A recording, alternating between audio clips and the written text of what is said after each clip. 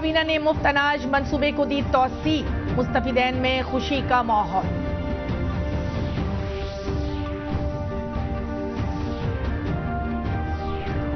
PFI की पाबंदी पर सियासी जमायतों का रद्द-ए-अमल, सुशील कुमार मोदी ने जताया एतराज।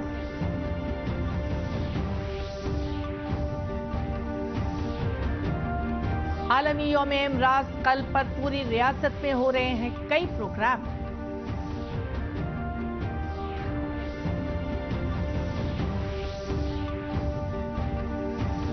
और बांका में जिला सतही युवात्सव प्रोग्राम का इनेकाद।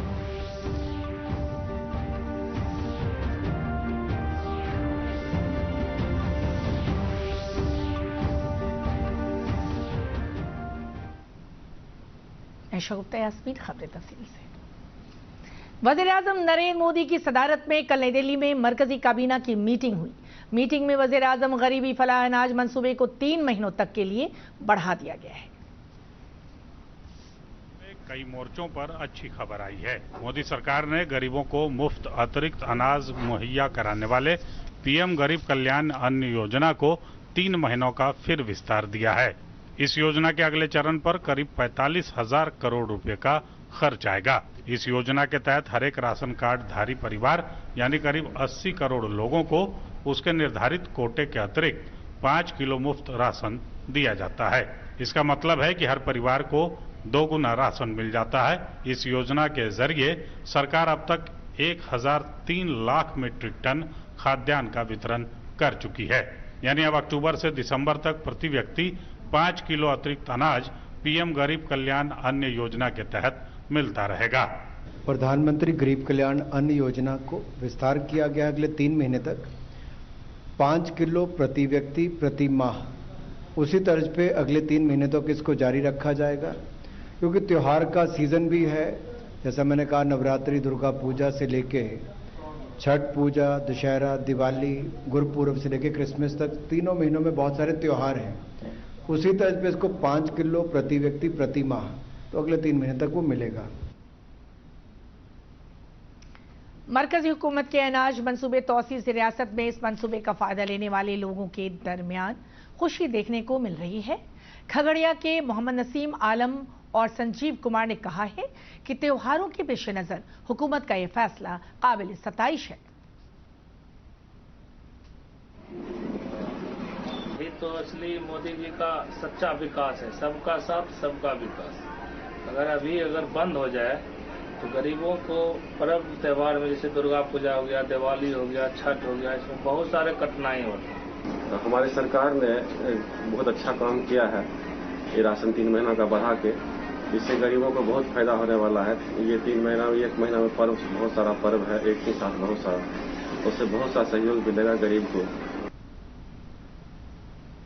मुजफ्फरपुर जिले में भी इस अनाज मंसूबे की तौसी के सिलसिले में मुस्तफिदैन काफी खुश हैं और वज़ीर-ए-आज़म नरेंद्र मोदी का शुक्रिया अदा कर रहे हैं।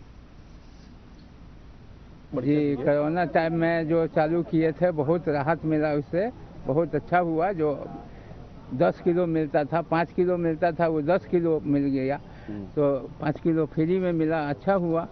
और फिर से 3 महीना बढ़ा दिए हैं तो और बेहतर हो गया सर। मुफ्त में राशन देने की बात हुई है। जिस समय लॉकडाउन शुरू हुआ उस समय यह साहसिक कदम प्रधानमंत्री जी के द्वारा उठाया गया। गरीब गुरबा के हित को ध्यान में रखते हुए यह कदम काफ़ी सराहनीय है। इसको एक्सटेंड जो अभी कर दिया गया है कि 3 महीने और मुफ्त मिलेगा, इसके लिए प्रधानमंत्री जी को हम लोग सहृदय से कोटि कोटि धन्यवाद देते हैं। वज़ारत दाखिला ने पीएफआई को गैर कानूनी तंजीम करार देते हुए 5 सालों की पाबंदी लगा दी है। इस सिलसिले में मुख्तलिफ सियासी जमायतों के रद्द-ए-अमल सामने आए।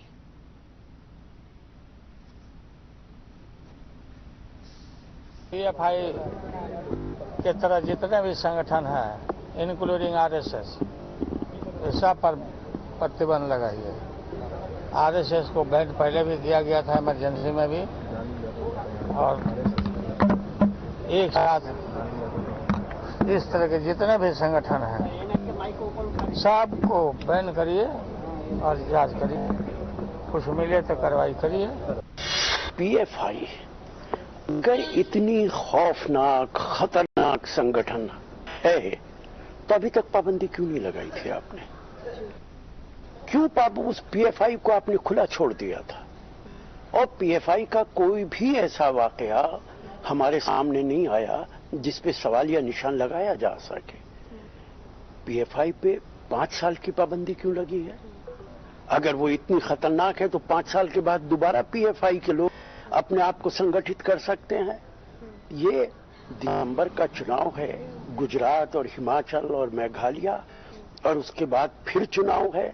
क्योंकि भारतीय जनता पार्टी आने वाले समय में ये चुनाव जीतने वाली नहीं है, इसलिए पीएफआई पे पाबंदी लगाई गई है। PFI is a communal and sectarian organizations. They are spreading communal virus in the country as RSS is doing. There is no difference. One is talking of Islamic State, one is talking of Hindu State. And if you want to ban, you have to ban such other organizations are there. Hindu Sanatan organizations are there. Other or communal organizations are there. So you cannot only select one. ये ban इसलिए हम support नहीं कर सकते क्योंकि चंद individual अगर कोई crime करते हैं तो उस बिना पर अगर आप ऑर्गेनाइजेशन को बैन करेंगे, सुप्रीम कोर्ट ने क्या कहा कि mere association with an organization is not enough to convict someone. ये जो ड्रैकोनियन बैन जो लगाया गया है, ये मुस्तकबिल के लिए एक डेंजरस चीज है।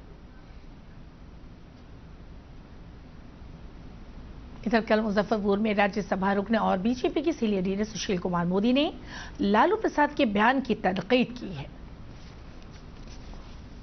लालू यादव का जो बयान आया बहुत ही आपत्तिजनक बयान है। पीएफआई की तुलना कर रहे हैं आरएसएस के साथ। आरएसएस से किसी का वैचारिक मतभेद हो सकता है, लेकिन उसकी देशभक्ति पर किसी को कोई संदेह नहीं हो सकता। और ये पीएफआई एक आतंकी संगठन है जिसके सीरिया, इराक, अफगानिस्तान, बांग्लादेश, इन देशों के जो आतंकवादी संगठन है उसके साथ इनके संबंध है। ये वही पीएफआई है देखिए मेरा हाथ को कांग्रेस ने आपके आगे नहीं आ रहा, मेरा फ्रेम खराब हो प्रश्रय देने का काम किया।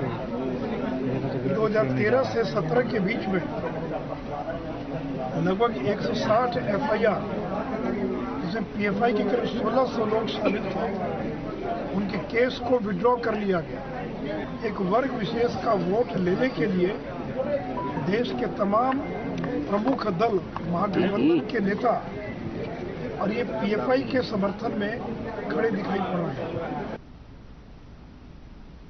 आज यौम इमराज कल्ब है।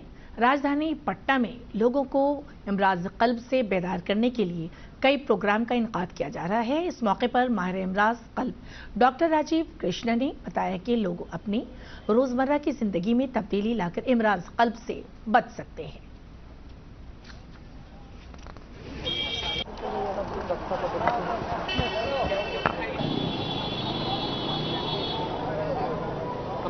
एक दिन के लिए नहीं है, एक दिन सिर्फ अवेयरनेस क्रिएट करने के लिए। इसको डेली मनाना है, हर दिन इसको जीवन शैली का एक अंग बना लेना है कि डेली आधे घंटे वॉक करें, कुछ ऐसी वर्जित चीज़ें हैं जिनसे परहेज करें ताकि आपका शरीर हेल्दी रहे। हार्ट हेल्दी रहेगा तो सारा शरीर हेल्दी रहेगा।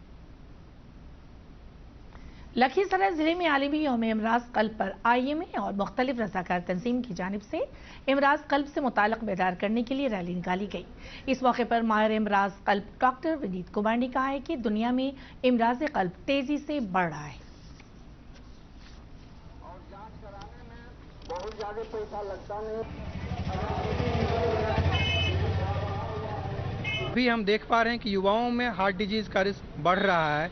इसका एक बहुत बड़ा रिस्क है कि स्मोकिंग का बढ़ना या अल्कोहल अब्यूज़ या ड्रग अब्यूज़ या सबस्टांस अब्यूज़ का बढ़ना। अल्कोहल को रोकें, स्मोकिंग को रोकें। और अब 3 मिनट में 10 खबरें।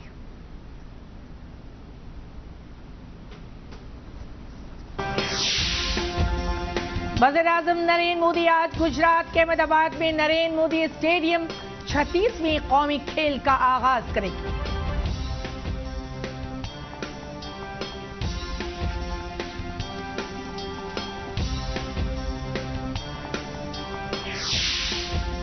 मरकजी हुकूमत ने 3 अहम रेलवे स्टेशनों को दोबारा तरक्की के लिए रेलवे की तजवीज को मंजूरी दी।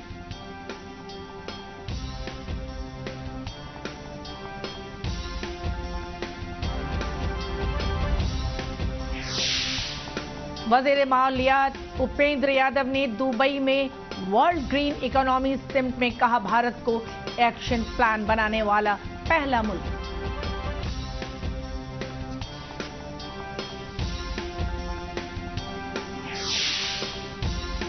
सीनियर वकील अरविंद रमनी को हुकूमत ने मुल्क का नया अटॉर्नी जनरल बनाया। उनके नाम को सदर जमहूरिया द्रौपदी मुर्मू ने दी मंजूरी।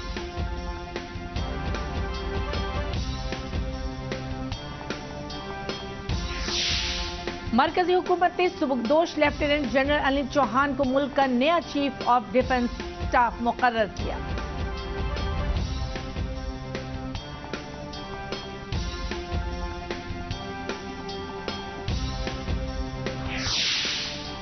यकम अक्टूबर से ट्रेनों के औकात में तब्दीली की जा रही है। एक जोड़ी नई ट्रेन की आमद-ओ-रफ्त भी शुरू की जाएगी।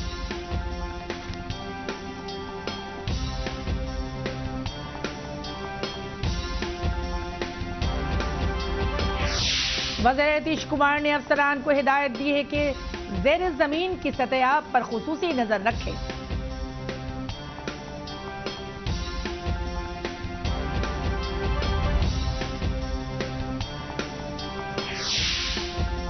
बिहार पब्लिक सर्विस कमीशन की 67वीं पीटी इम्तिहान कल एक शिफ्ट में होगी। पटना में 85 इम्तिहान मराकज़ बनाए गए।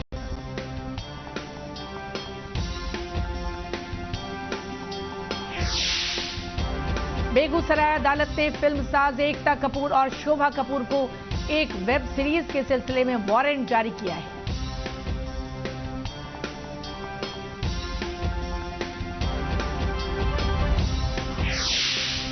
और फीफा ने इंडियन फुटबॉल टीम के कैप्टन सुनील छेत्री को एजाज देते हुए उनकी जिंदगी पर 3 एपिसोड की सीरीज जारी की।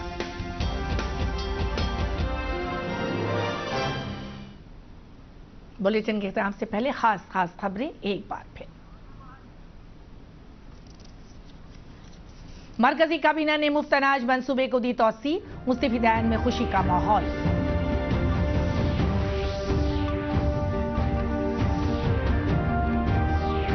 पीएफआई की पाबंदी पर सियासी जमायतों का रद्द-ओ-अमल। सुशील कुमार मोदी ने जताया एतराज।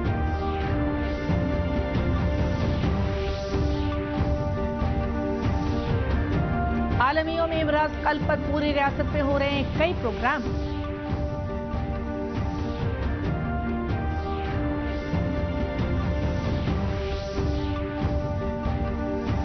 और बांका में जिला स्तरीय युवा उत्सव प्रोग्राम का इंतकाल।